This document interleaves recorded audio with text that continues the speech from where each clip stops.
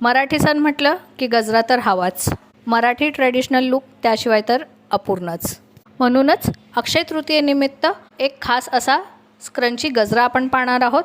अगदी झटपट विणून तयार होणारा हा गजरा झटपट हेअरस्टाईलसाठी अगदी परफेक्ट आहे. देठासाठी मी हिरवा रंग वापरणार आहे आणि फुलासाठी मी माझ्या आवडीचा रंग वापरणार आहे. याऐवजी पांढऱ्या रंगाचा धागा वापरला तरीही चालेल. त्यानंतर हे 3 नंबरचं क्रोशिया हुक, कात्री, डार्निंग नीडल आणि हे रबर. सर्वात आधी हिरवा धागा घेऊया आणि तो या रबरवरती इथे जोडून घ्यायचा आहे.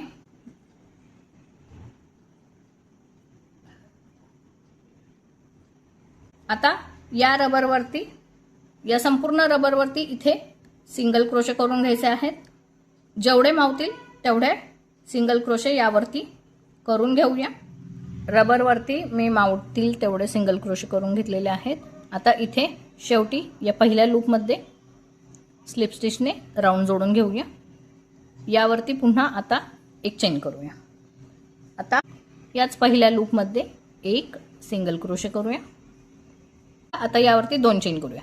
1 आणि 2 चेन केल्या. आता पुढच्या लूपमध्ये एक सिंगल क्रोशे करायचं आहे. पुन्हा यावरती 2 चेन करूया. 1 आणि 2. आता पुढच्या लूपमध्ये सिंगल क्रोशेने जोडून घेऊया. हे इथे असे लूप तयार होतील. पुन्हा यावरती 2 चेन करूया. 1, 2.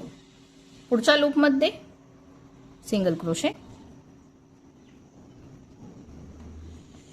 यावरती पुन्हा 2 चेन करूया. 1 आणि 2. पुढच्या लूपमध्ये एक सिंगल क्रोशे.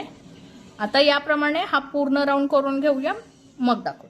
राऊंड पूर्ण केलाय, शेवटी आलोय. शेवटी पुन्हा 2 चेन करायच्यात आणि या पहिल्या लूपमध्ये इथे स्लिप स्टिच करून राऊंड जोडून घेऊया. यावरती एक चेन करूया आणि धागा कट करून घ्यायचा आहे.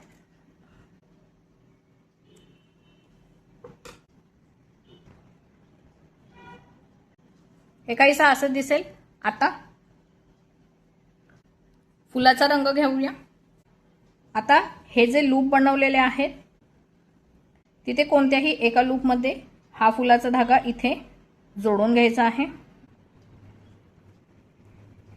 इथे धागा जोडून घेतलाय. आता यावरती 3 चेन करूया. 1, 2, 3. या 3 चेन हा एक डबल क्रोशे म्हणून मोजायचा आहे. आता इथे पॉपकॉर्न स्टिच करायची आहे, तर यानोवर करूया आणि इथे डबल क्रोशे करूया. 2 झाले.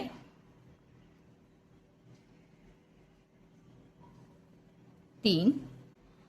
एकाच लूपमध्ये करायचे. 4 आणि 5 डबल क्रोशे केले. आता हुक, या लूपमधून हुक सोडवून घेऊया आणि इथे या पहिल्या 3 चेनच्या वरच्या चेनमध्ये इथे हुक टाकूया. आता हे सोडवलेलं लूप या हुकवरती अडकून घेऊया आणि हे लूप या लूपमधून, पुढचं लूप मागच्या लूपमधून बाहेर ओढून घ्यायचं आहे. यावरती 3 चेन करूया. 1, 2, 3 आणि पुन्हा याच लूपमध्ये स्लिप स्टिचने जोडून घेऊया. इथे असा हा पहिला पॉपकॉर्न तयार झालेला आहे. पुन्हा याच लूपमध्ये, या जिथे पहिला पॉपकॉर्न तयार केलेला आहे त्याच लूपमध्ये पुन्हा यावरती 3 चेन करूया. विणताना हे धागे आत टाकायचे. 1, 2 आणि 3 चेन केल्या. पुन्हा या 3 चेन हा एक डबल क्रोशे म्हणून मोजायचा आहे. याच लूपमध्ये पुन्हा पॉपकॉर्न स्टिच करायची आहे, तर हे दुसरा डबल क्रोशे झाला. हा 3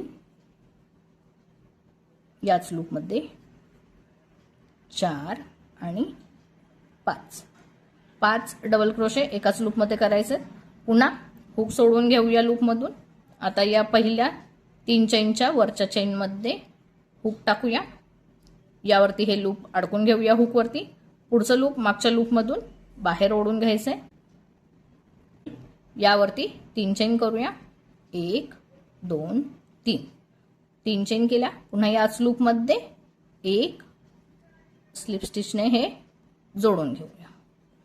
आता याप्रमाणे प्रत्येक लूपमध्ये 2-2 पॉपकॉर्न स्टिच करायच्यात.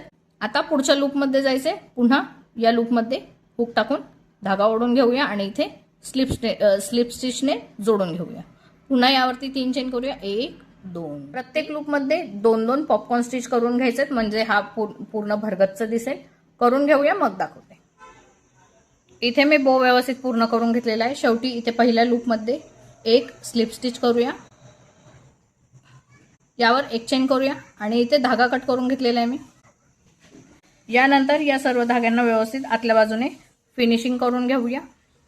इथे हे असा सुंदरसा झटपट विणून तयार होणारा गजऱ्याचा स्क्रंची तयार झालेला आहे. व्हिडिओ आवडला असेल तर लाईक आणि शेअर करा. चॅनलला सबस्क्राईब करायला अजिबातच विसरू नका.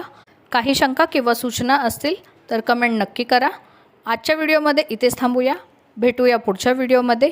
काहीतरी नवीन शिकूया. तोपर्यंत हॅपी क्रोशेटिंग.